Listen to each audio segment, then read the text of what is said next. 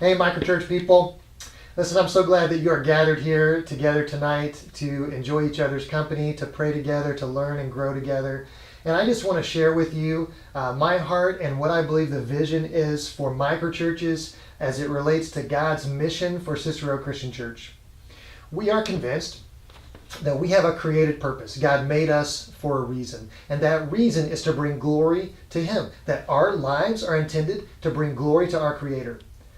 That's what Jesus did. He says it over and over again in the Gospels. I glorify the Father. I do what the Father says. I say what the Father tells me to say so that I bring glory to the Father. That's our created purpose, just like it was Jesus' purpose on earth. And that we do that, we bring glory to the Father by, just like Jesus did, obeying God, saying what He tells us to say, doing what He tells us to do, and learning to see the world the way God sees the world. So we follow, in summary, the great commandment to love God with all our heart, soul, mind, and strength, and love our neighbor as ourselves. That's our created purpose. And our mission then is to go into all the world and make disciples so that more and more people can discover their God-given created purpose to love God and love others. So when it comes to how do we do that in our community, we need to understand a little bit about our community. Within a 5-mile radius of Hamilton Heights High School, there are about 11,500 people. And the best demographics that we have show that about half of those people do not attend church and most likely do not have a relationship with God through Christ. So that means there are about 5,500 people in our sphere of influence who don't know Jesus. They don't know their created purpose. They don't know that they are here on earth to glorify God by loving Him and loving others. So our job, our mission comes into play here, and it is on us, it's God's plan for the world is that the local church reach out and make disciples who make disciples. That is our why. That is our big reason why we exist. If you want to know why Cicero Christian Church is here, it's because God put us here to make disciples who make disciples so that more and more people discover their God-given created purpose to love Him and love others, bringing glory to their Father. That's why we're here. Now, in the midst of that why, we have to think about what do we do that is intended to help us accomplish our why. Well, there's a lot of whats that are a part of Cicero Christian Church. Our Sunday morning gathering is a what. Our outreach events, what? Our development courses and classes that we offer, that's what we do, right? Microchurch is what we do. So how do we make a connection between the what and the why? We have to ask ourselves sometimes, do our Sunday morning gatherings help us make disciples who make disciples? If not, there must be something we can do to change that Sunday morning gathering so that we become more effective at our why. When we do things that don't support our mission and our purpose for being here, we're basically deviating from God's design for Cicero Christian Church. So we want to make sure all of our whats support our why. Now, how do we make that connection? We need a how in the middle here. How are we, what is our plan? How do we think we are going to help make disciples who make disciples? We believe that when we create irresistible community that has Jesus at the center, people are drawn to Christ. People who already know Jesus are drawn closer, and people who don't know Him at all are drawn to take a step towards Him. Irresistible community is characterized by trust and acceptance and openness and sharing and selfless sacrifice and service for each other and a growing together.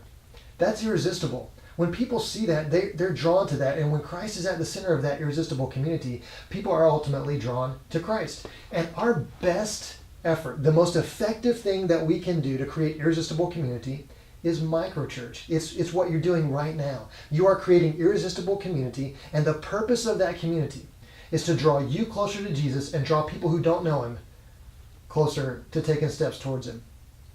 That's why microchurch exists. That's why we started them, to help you draw closer to Jesus and help other people begin to turn to Jesus. So, microchurch is our best foot forward in creating irresistible community that's going to help people move closer to becoming disciples who make disciples and living out their God-given purpose. So, the fact that you're a part of a microchurch means you're actively involved in our best effort to fulfill God's mission for this community. So thank you so much for being a part of Micro Church, because you are helping us become who God created us to be as a church. Now, when we think about these 5,500 people and how we're going to connect with them, that number seems a little daunting. So let's start with a smaller number. We currently have about 350 folks who would call Cicero Christian Church home. We have asked all 350 of those folks to pray for one every day. Pray for one person that God can use you to connect with, to care for, to challenge in a way that moves them closer to Christ. One person every day. If 350 people pray for one, and 350 people get one person over the next year to come and be a part of Cicero Christian Church, then that means in a year we'll have 700 people as a part of Cicero Christian Church.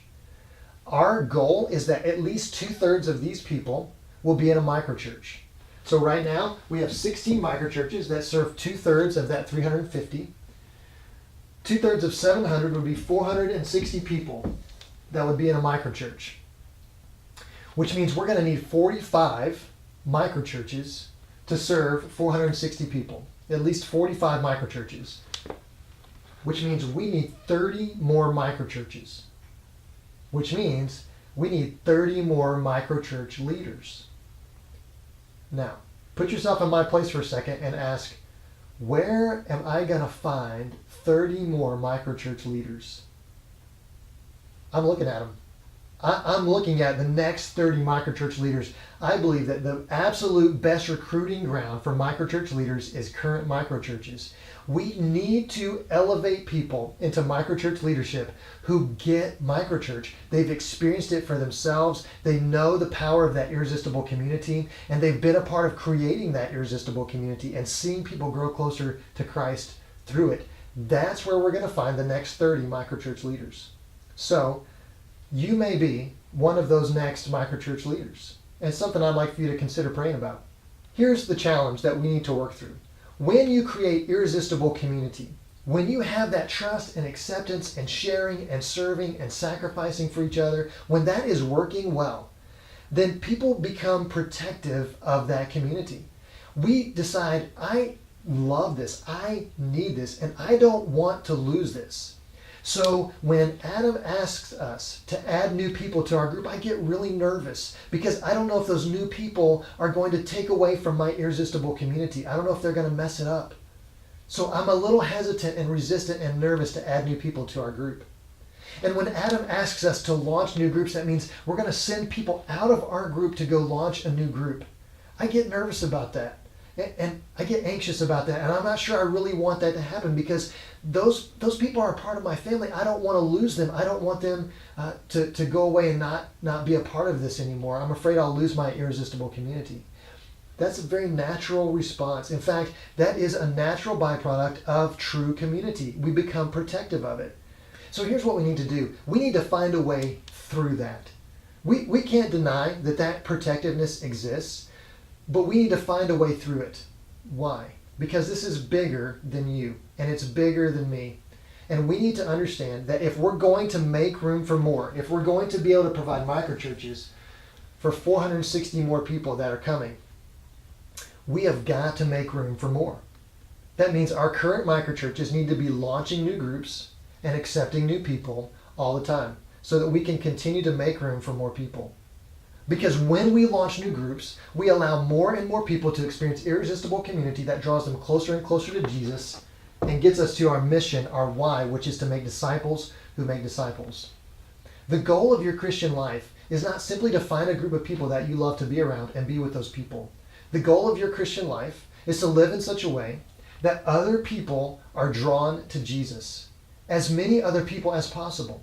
And we are surrounded by people who need to be drawn to Jesus. So for us to close off our groups and say, no, we're not going to accept any more people, or no, we're not going to launch a new group, we're just not interested in that, we kind of like what we have, we're going to take our ball and go over here and play, and if you don't have a microchurch, I'm sorry for you, I wish you did, but we're not willing to sacrifice or risk what we have just so that you can have a microchurch. When I say that out loud, you go, that sounds selfish. But we need to be on guard because that's going to be our natural tendency. When we experience irresistible community, we want to be protective of it. But think about this in terms of what you're doing for others. That if you're living selflessly in the midst of your microchurch experience, that you're thinking about other people who don't have that opportunity. And you're thinking, how much I wish everyone had what I have when I think about my microchurch. I wish everyone had this irresistible community. I wish my neighbors had this. I wish my kids' teachers at school or their coaches had this. I wish everybody around me had this. You have an opportunity to make that dream come true for a few people by thinking selflessly about your microchurch. And when you're willing to risk your irresistible community for the sake of others, I don't know that there's anything more Christ-like that you can do. That characterizes Jesus' love for us. He risked. He sacrificed for us. He put himself aside, his own wants and desires aside, and he sacrificed for us so that we can have a relationship with God. And he has called us to do the same. He's our model. He goes before us. And if we're following Jesus, then we're being led to take a risk and maybe make a sacrifice so that other people can experience Christ. So I know it's a hard ask, but I believe if we're going to connect another 460 people to irresistible community, our existing microchurches are going to have to act selflessly and think about others. I believe that you've already done that. I believe that just the nature of your group now suggests that you have made sacrifices, that you've taken risks, that you've been selfless. So we're asking you just to continue to do that and to think beyond the walls of your group and about the people who don't have a group. Because what's at stake here is there are thousands of people around us who do not know their created purpose is to glorify God. They do not know that they live that out by loving God and loving people and making disciples. And we get a chance to show them, if only we'll make room for more. Would you join me in that? Would your group pray about that? Who do we need to include that's not included? Who do we need to send out that's ready to go and lead their own group? Would you pray about that with me? Because I believe when we join together, when we stick together and stay the course, God is going to use us to reach lots of people. And we're going to get to celebrate many, many people turning their lives over to Christ because of your acts of selflessness. So, I'm just asking you to join me in this. I believe that it's worth it. And I believe that we're going to celebrate some amazing victories through this. Again, thanks for being a part of our microchurch. I'm excited about what you guys are doing, and I can't wait to hear what God does next. See ya.